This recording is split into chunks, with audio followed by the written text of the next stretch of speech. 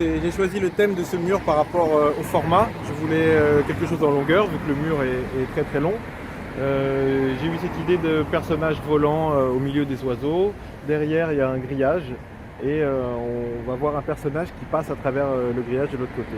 Ensuite après ce que j'aime bien c'est que les gens puissent interpréter et s'approprier le mur. Donc c'est eux-mêmes qui vont trouver l'histoire qui fonctionne avec le mur. Pour réaliser un mur comme ça il faut environ une semaine de boulot.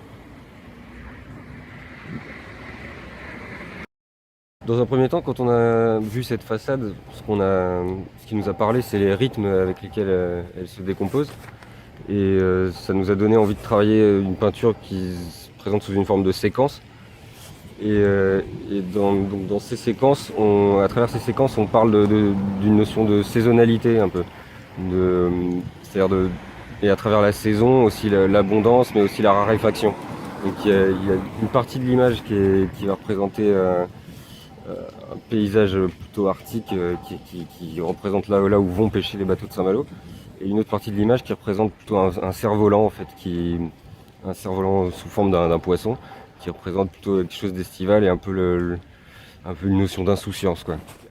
Alors, Jabba et moi, là, on travaille sur un mur par là, qui représente la couverture d'une BD qu'on vient de sortir sur Ankama, qui est sortie la semaine passée. Et ça représente le visage du héros de l'histoire qui est comment on pourrait dire ça, en veine.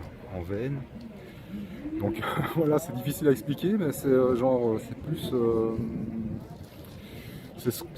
Ce qu'on essaie de faire, c'est plus de l'image avec de l'impact, plus pas vraiment faire une belle image spécialement, mais plutôt une image enfin, comme le principe du graffiti, c'est de faire quelque chose qui marque, qui a de l'impact, qui peut même déranger parfois.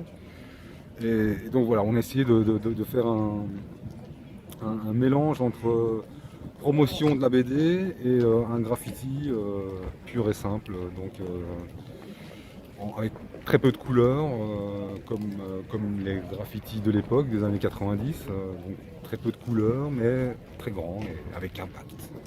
Voilà, c'est plus ou moins ce qu'on essaie de faire.